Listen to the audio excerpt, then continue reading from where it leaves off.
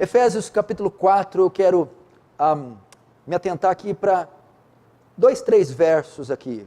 Vamos lá. Capítulo 11, verso 11, Efésios 4, 11. Ele mesmo, ele quem? Jesus. Concedeu uns para apóstolos, outros para profetas, outros para evangelistas e outros para pastores e mestres. Agora a razão porque ele separou esses ministérios, esses dons. Com vista ao aperfeiçoamento dos santos, para o desempenho do serviço, para a edificação do corpo de Cristo. Até que todos cheguemos à unidade da fé e do pleno conhecimento do Filho de Deus, a perfeita varonilidade, à medida da estatura da plenitude de Cristo. Agora o 14. Para que não mais sejamos como meninos agitados de um lado para o outro e levados ao redor por todo vento de doutrina, pela artimanha dos homens, pela astúcia com que induzem ao erro. Até aí, deixa aí, não feche de jeito nenhum. Feche apenas os olhos, vamos orar. Querido Deus, diante de Ti nos colocamos essa noite, vamos até Sua presença, até a sala do Seu trono, para rogar a Sua graça, a Sua misericórdia sobre nós. Ajuda-nos, e seremos ajudados.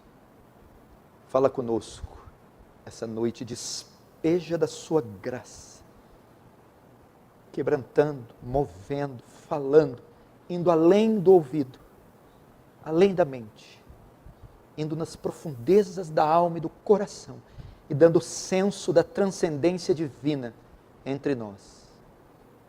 No nome de Jesus. Amém. Queridos, eu vou falar sobre amadurecimento espiritual, crescimento espiritual. Eu tenho visto um bocado de cristãos, mas são muitos.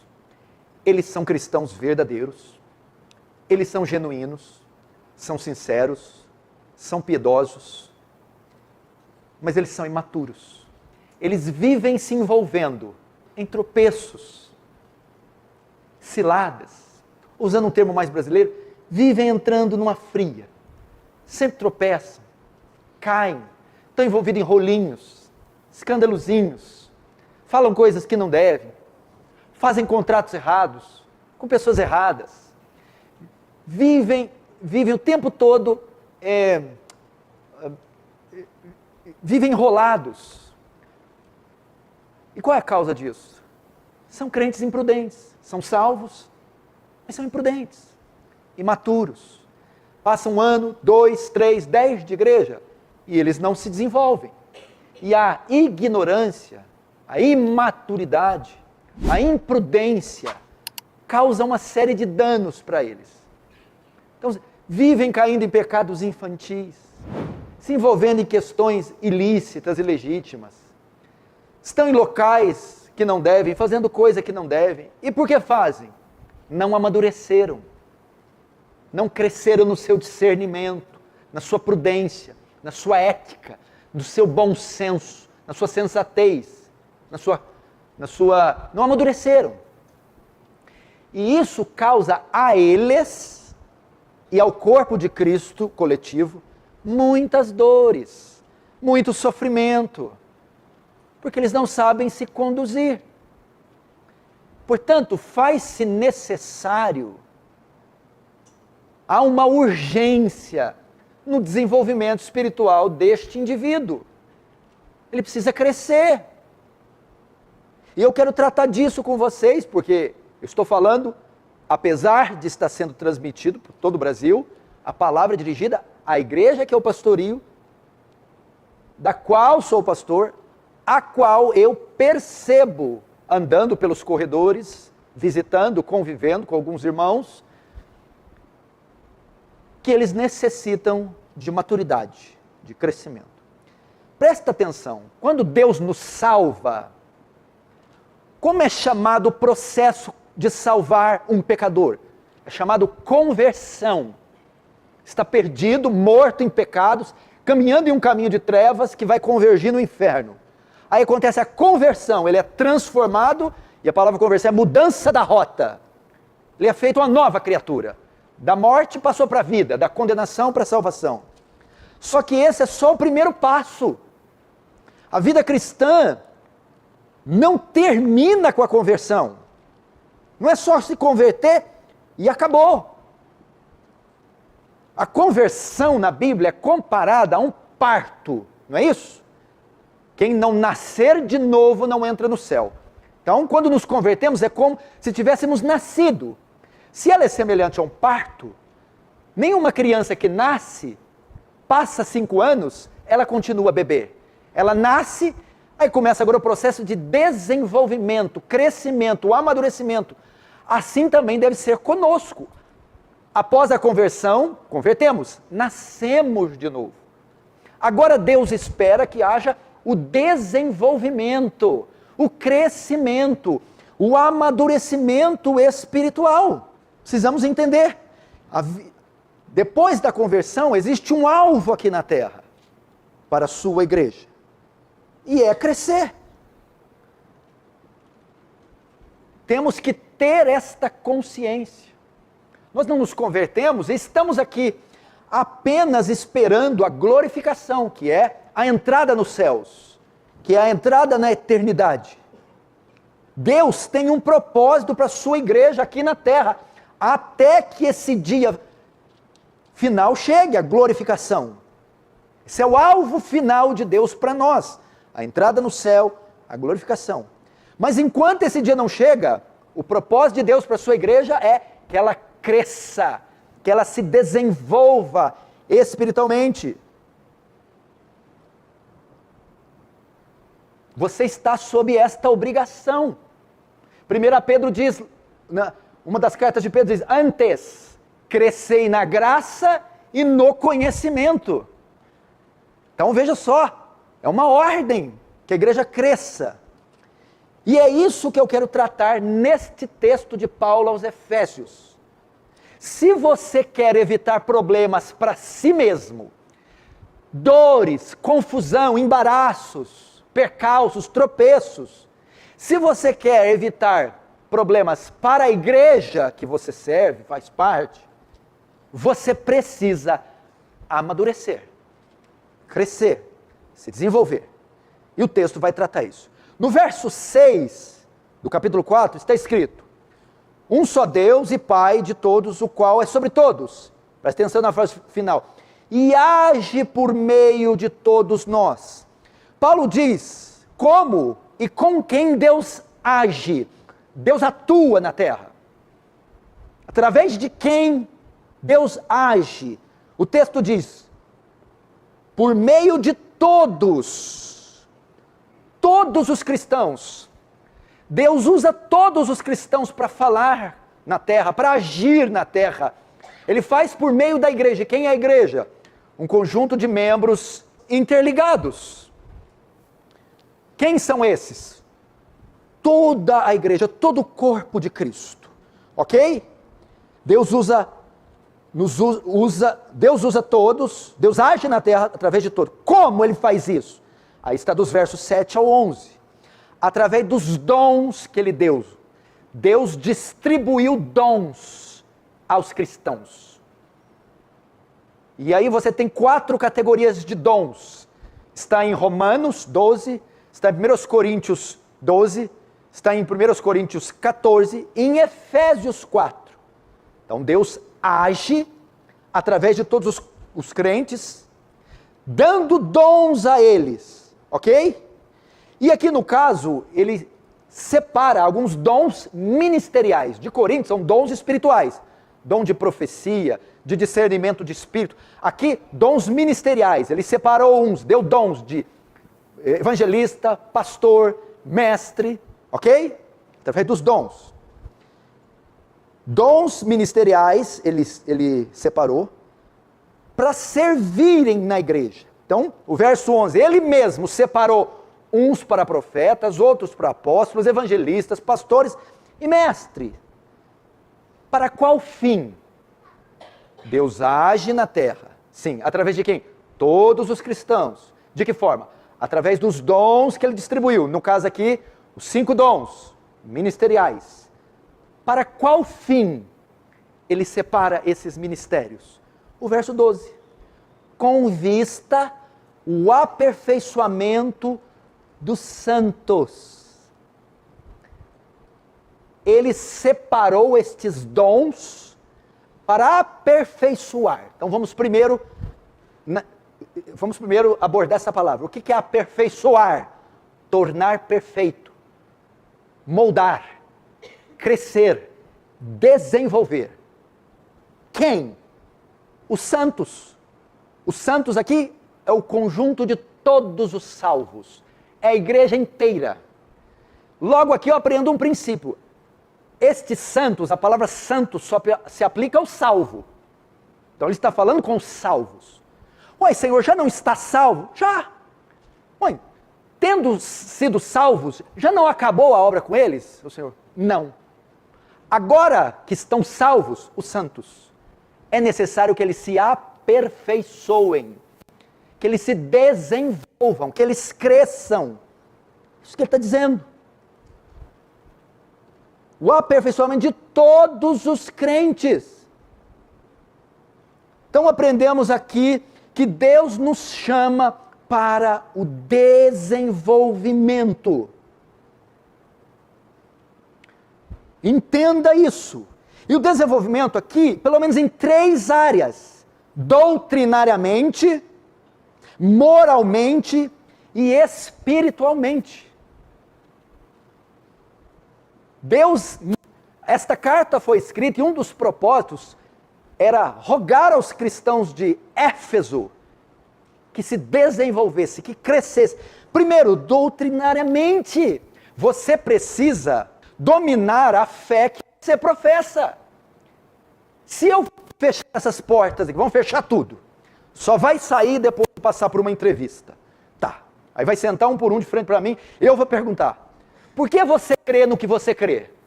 Você sabe responder? Por que Jesus é o Filho de Deus e não Buda? E não Maomé?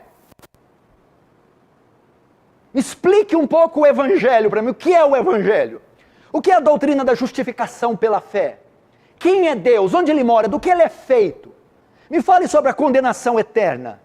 Me fale sobre o príncipe das trevas. Pedro diz que temos que estar prontos para responder a razão da nossa fé. O que é a razão da nossa fé? Nosso corpo de doutrina.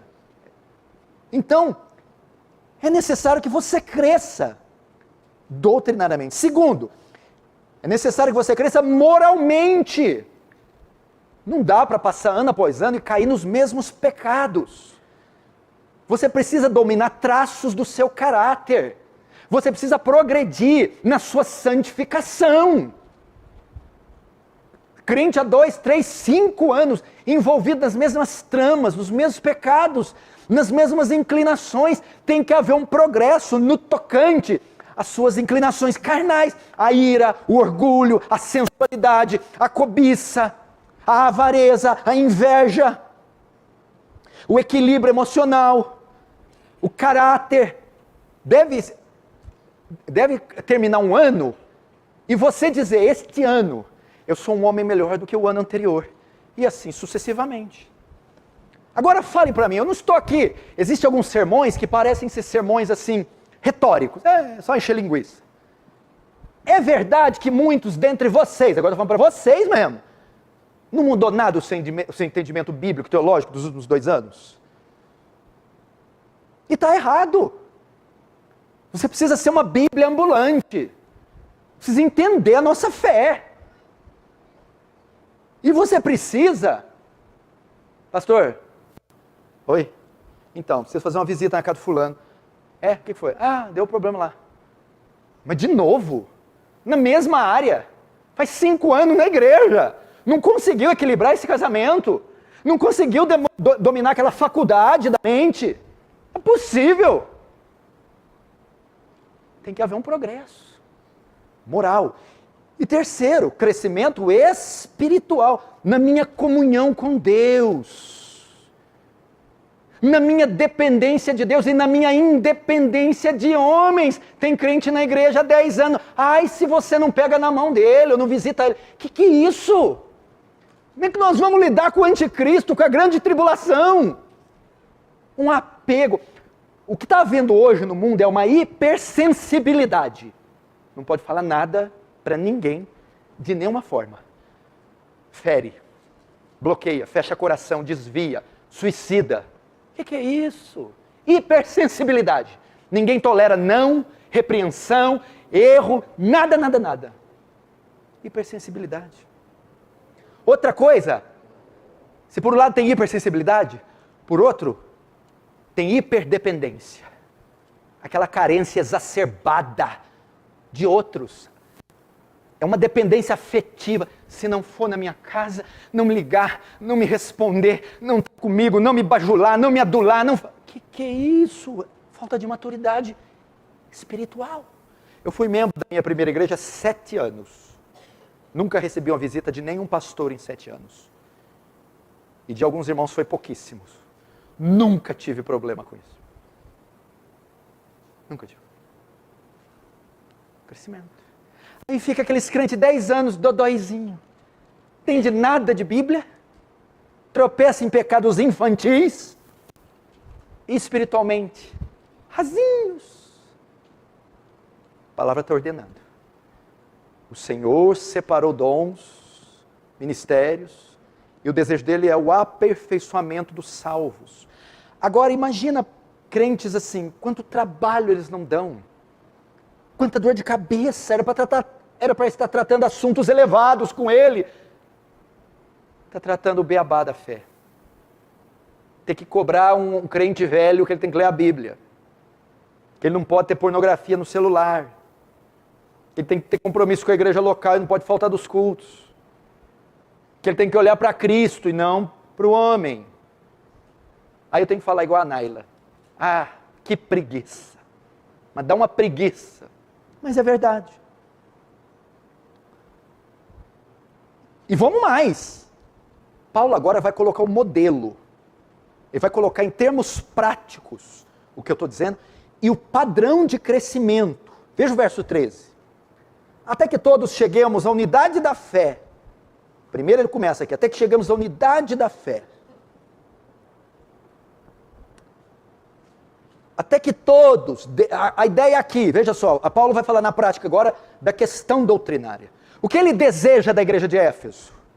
Deus quer que todos os cristãos creiam na mesma coisa, entendam a mesma coisa. Aqui ele fala de unidade doutrinária e maturidade doutrinária. Ele quer uma igreja homogênea. Esta igreja é uma igreja batista reformada, que subscreve a confissão de fé de New Hampshire, que é um derivado da confissão batista de 1689, calvinista, que crê nos 5 pontos de Calvino, nos 5 solas, e ele quer que todos entendam isso. Não entendi nada o que o pastor acabou de falar agora, meu bem. Pois é, ele quer que você entenda. Que todos cheguem, entendam sobre soteriologia, doutrina da salvação, queda, o homem caiu do seu estado original, condenação, as consequências da queda, o estado de condenação eterna, redenção, a vinda e encarnação do Filho, morrendo substitutivamente na cruz, ressuscitando ao terceiro dia, assim pagando as demandas da justiça divina, possibilitando o homem de ser salvo. Deus quer que todo mundo entenda isso. Faz uns 10 anos que eu repito isso todo dia no púlpito. Unidade. Não quer que termine um culto? Você entendeu o que o presbítero Thales falou ontem, no EBD? Eu entendi, bom, né? Eu não achei bom, não. Eu não concordo. Tem que chegar num consenso. Quer que todos entendam a mesma coisa? Escute, no mesmo grau. No mesmo nível.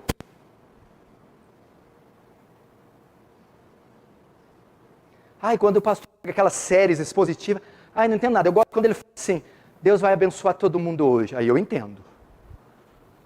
Mas é necessário teologia para resultar na bênção. Porque veja só, a bênção, ele é fruto da fé. E a fé não vem sem compreensão. E a compreensão é a doutrina que dá. You understand? A doutrina ensinada me dá compreensão, que gera fé, e a fé produz resultados.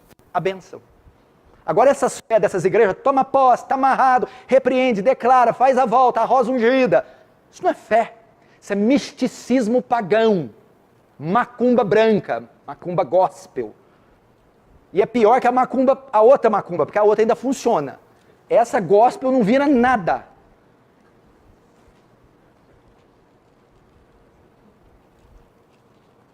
Então veja só, Paulo fala na prática.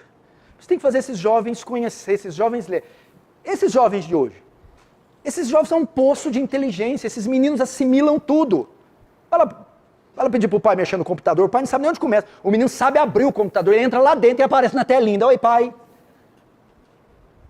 Mas quando vai estudar doutrina, teologia, mas é tudo preguiçoso. Bota livro para esses meninos, ensina esses meninos. Vamos ter essa unidade doutrinária. E agora aqui Paulo explica, veja só, ele está falando que quer que a igreja cresça doutrinariamente, tenha unidade e intensidade. Agora, dentro do corpo de doutrinas, Paulo ensina qual que deve ser a maior ênfase no conhecimento que a igreja deve ter, ou no progresso doutrinário que a igreja deve ter. Veja só o verso 13 novamente. Até que todos cheguemos à unidade da fé, a perfeita varonilidade. Até aí. Mais brilho nessa jossa aqui. O que é isso? Então Paulo fala, eu quero unidade doutrinária. Conheça todo o corpo de doutrina.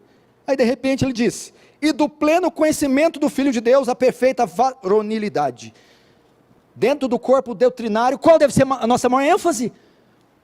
Crescer, amadurecer no conhecimento do Filho de Deus, cristologia.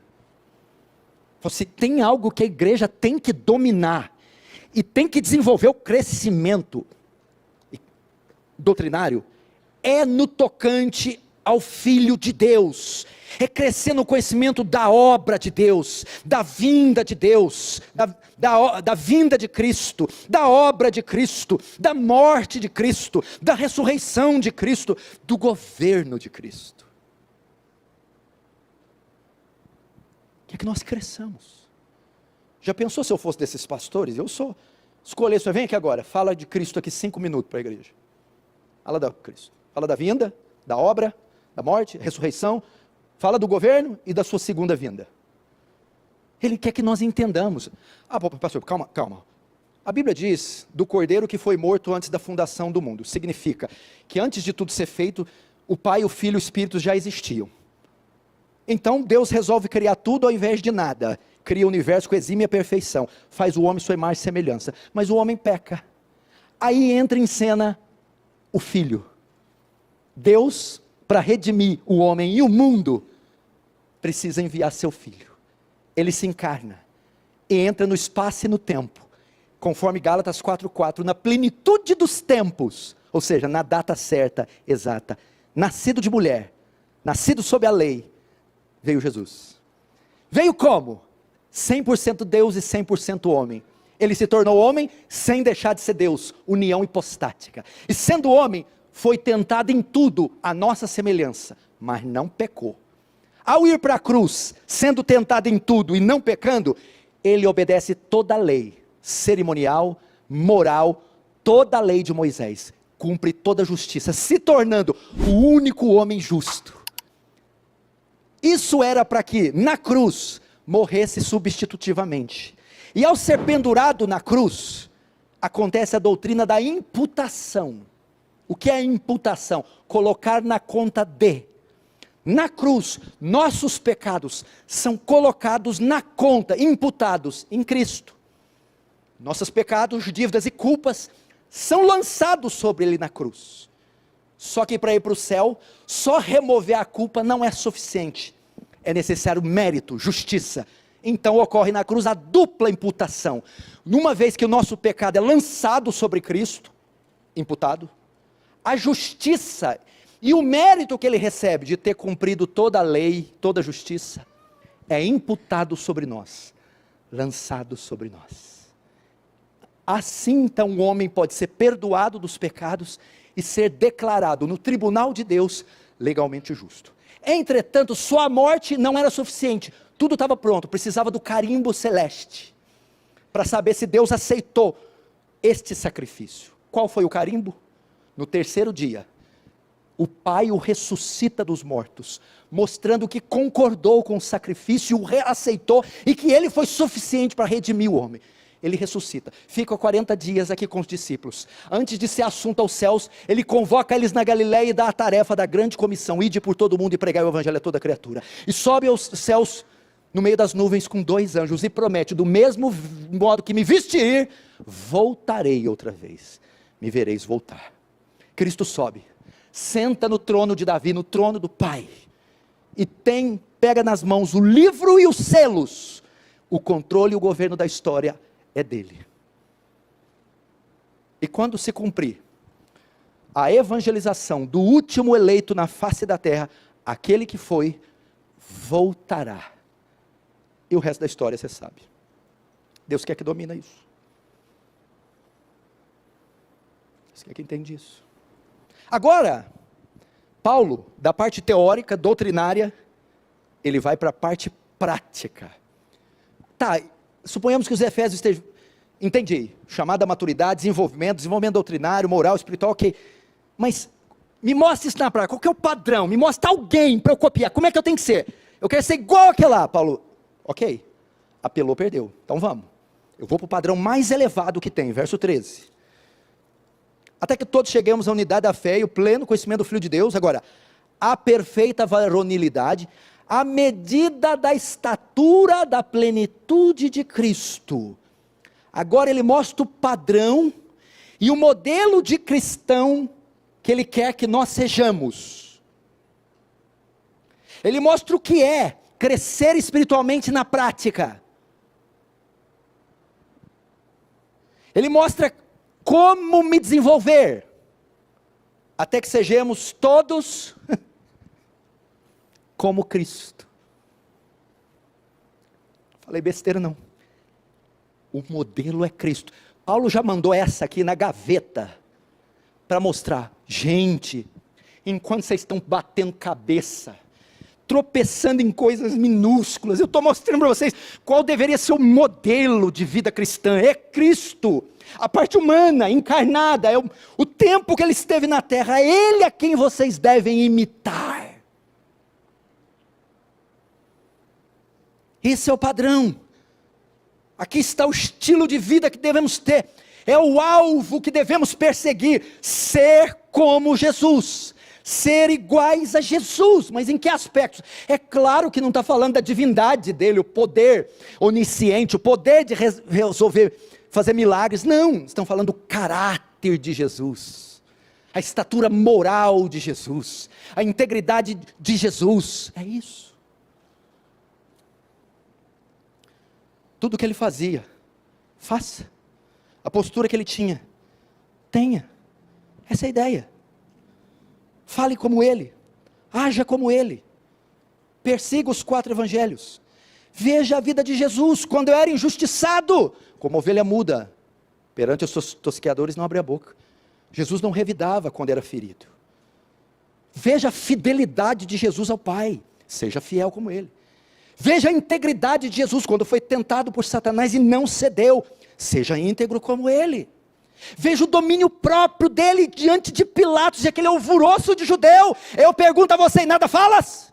E o texto diz, e Jesus mantinha silêncio, domínio próprio, polidez, controle, Jesus, veja isso, é isso que o Senhor está dizendo, ele é o nosso padrão, padrão de pureza, padrão de amor, misericórdia, mestre, essa mulher foi pega em adultério, a lei de Moisés manda que apedreja, tu o que dizes? Ele escrevia no chão, vai lá, tire a primeira pedra nela, quem de vós está sem pecado? Começando dos mais velhos aos mais novos, todos jogaram as pedras no chão, ele então chega na mulher, ninguém te condenou, mulher? Ninguém, eu também não te condeno, vai, não peques mais, misericórdia, misericordioso com quem merecia, porque veja só podia jogar pedra quem não tinha pecado, pergunta, Jesus tinha pecado? Então Jesus podia jogar pedra ali não é só o ato de jogar, morte por apedrejamento, Jesus podia executá-la, ele não fez, Aqui, ó, transforma as pedras em pão, mata a tua fome, caboclo. Está escrito, não só de pão viverá o homem. Copia Jesus. Esse é o modelo.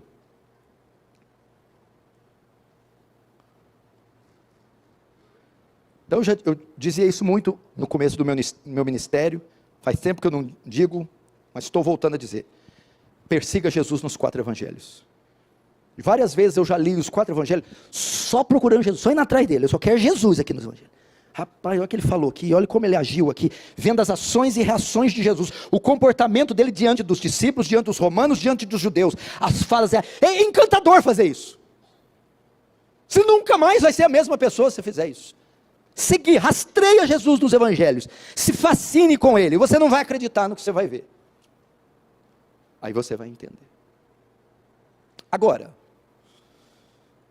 como eu consigo isso?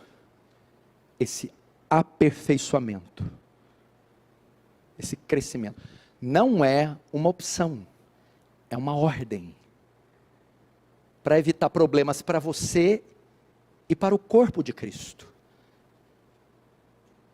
Pastor, dá para você ir lá na escola falar com a diretora do meu filho? Eu tenho que ir na escola falar com o diretor, porque o teu filho, minha filha, que isso? Pastor, você resolveu o problema aqui, o que foi? Eu estou ouvindo um barulho aqui em casa. Deve ser rato.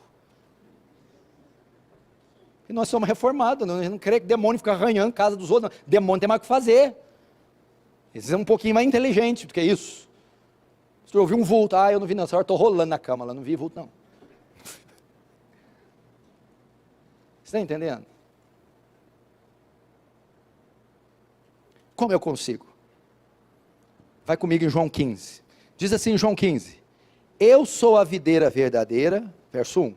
E o meu pai é o agricultor. Agora atenção no 2. Todo ramo que estando em mim não der fruto, ele corta. Então o ramo que está nele não dá fruto, é o ímpio, não convertido, que só está na igreja, é o crente nominal. Mas eu quero me atentar para a segunda parte. E todo o que dá fruto, limpa, ou a palavra é poda, para que produza mais fruto ainda. Até aí, vamos lá, presta atenção. Eu mostrei a enfermidade, eu mostrei o problema, o nosso problema, da falta de maturidade, ok? E mostrei a necessidade de desenvolver, para não ficar envolvido nos mesmos tropeços, quedas, crescimento. Mostrei o padrão do crescimento, Cristo Jesus, moral, espiritual e, o que é o outro? Doutrinário. Sintomas da idade já. Doutrinário. Como eu alcanço isso? João capítulo 15, veja só, ele está falando, está construindo uma ideia para os discípulos, que ele é a videira, a linguagem que Israel conhecia muito bem. Ele é a videira, e nós os ramos, ou ele é a cabeça e nós os membros. Todo ramo que está em mim dá fruto. Aí ele fala, vamos usar a linguagem agrícola. Todo arbusto, árvore, ou todos os pomares que dão fruto, passam por uma poda, para que deem mais fruto. A poda, a poda na árvore, leva a árvore a frutificar, dá fruto.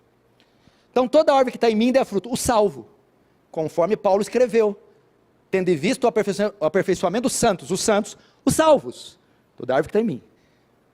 Fruto, crescimento, amadurecimento, santidade, conhecimento doutrinário, domínio próprio, maturidade no caráter. Isso é o fruto. Eu podo, a árvore é podada, para que dê mais fruto. Para que ele, veja só, fruto, a conversão inicial. Mais fruto, o desenvolvimento. O que eu estou dizendo até agora.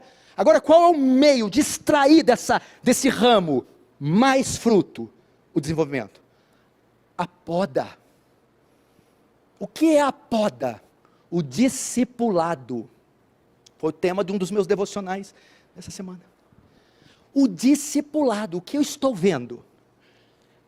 Esta falta de maturidade em uns crentes, essa estagnação moral, doutrinária e espiritual de muitos crentes, essa falta de de desenvolvimento é fruto da falta do discipulado, da poda, da disciplina, de se sujeitar à poda divina. É fruto de crentes acomodados, estacionados. Por isso que não há fruto. A poda é o discipulado. O que é o discipulado? É o discípulo se sujeitar a um treinamento, a uma disciplina, a correção, a exortação, ao aconselhamento, ao estudo. Então isso vai desenvolver. E nós não vamos ver crentes infantis depois de anos. O que é esse discipulado? A poda, que vai desenvolver o crescimento que Paulo está pedindo aos Efésios. Existem 3 tipos de discipulado: o discipulado pessoal, o discipulado coletivo e o discipulado individual. 3 tipos de poda que você tem que sujeitar, que eu me sujeitei a vida inteira. Thales, Tiago, Cunha, que são os homens fortes, espirituais, e outras mulheres, outros irmãos, que não ficam um ano. Você pegar o conhecimento do Thales desse ano é maior que o ano passado, o do Tiago é maior, o do Cunha, do Danilo é muito maior. O progresso no caráter, o avanço na piedade, o domínio das emoções, a integridade moral, o testemunho na sociedade, ele vem avançando. Por quê? Porque se sujeita aos 3 tipos de discipulado. Primeiro, discipulado pessoal. Este é feito por você mesmo. É um investimento que você faz em você mesmo. Esse é o chamado autodiscipulado. É o tempo que você investe com as Escrituras, a fim de adquirir para si próprio conhecimento, santificação, correção. É o tempo que você investe em oração, para que através da oração o Espírito de Deus te encha, te ilumine, te santifique. É o que está em Esdras 7:10. Olha só o autodiscipulado, o discipulado pessoal. E Esdras colocou no seu coração em aprender a lei do Senhor, aplicar e ensinar. O autodiscipulado. Ele mesmo. Ele gastou tempo com ele. Por que crentes tropeçam? Se eu mandar abrir Naum agora, vai dar taquicardia, é perigoso, eu tenho que ter ambulância. Abre Naum! Não. Abacuque, meu Deus do céu, o que é isso? Miqueias? Ai. Sofonias. Onde está esse troço? Sangue de Jesus. Explica para mim Romanos 7, então. O que Paulo está falando ali? Romanos 7, eu achei que até o 6. Não, isso aí é Efésios. Romanos vai até o 14. Aplica. Ali, ó, um monte de livro ali, tudo barato. Todo mês você compra 1, 2? Você compra, né? Eu sei que você compra. Deixa eu ver tua Bíblia, toda rabiscada, cheia de anotações, referências, que vão se interligando uma na outra e vão fazendo amarrações que passam para o novo, velho, as cartas de Paulo, e convergem lá no Apocalipse. Desculpa. O autodiscipulado. Porque isso não tem como você gastar 1, 2 horas com a Bíblia e não produzir nada. A Bíblia é uma espada, é um espelho, é uma tocha, é água, é pão, é luz. Ela causa um efeito em nós, ela esculpe o nosso caráter. Esse é o discipulado pessoal. Por quê? Não tem progresso na igreja? Pouco tempo investido em si próprio. É muito correria, pastor, ganhar dinheiro, ao invés de estar ganhando alma, ganhar dinheiro. Tem tempo para orar, tem tempo para ler, livro é muito chato. Segundo, o discipulado coletivo. É aquele que ocorre no ambiente da igreja local. É o culto público onde eu sou ministrado, onde eu aprendo, onde eu estou diante da exposição bíblica. É o culto da oração onde eu estou orando com os irmãos. É a escola bíblica dominical, que são aulas gratuitas de teologia. Eu tenho dificuldade de interpretar, porque é escrito numa linguagem acadêmica. Vem aqui na EBD.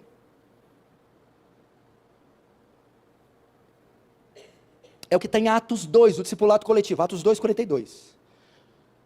Vai falar como era o estilo de vida da igreja primitiva. E perseveravam na comunhão, na oração, no partir do pão e na doutrina dos apóstolos.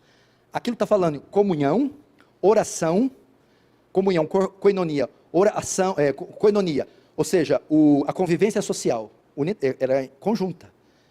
Oração, era oração comunitária. Partir do pão, culto público, fala de ceia, doutrina dos apóstolos, estudo bíblico, pregação, exposição, tudo em comunhão. E a Bíblia diz que perseveravam Crescimento. E terceiro, o discipulado individual. O que é o discipulado individual? Estou falando, a poda, o que é a poda? Para eu produzir o que Paulo está pedindo aos Efésios, desenvolvimento. Qual que é a poda? Discipulado. Pessoal, coletivo. O individual é caminhar com alguém que sabe mais que você. É ter alguém que ensine você.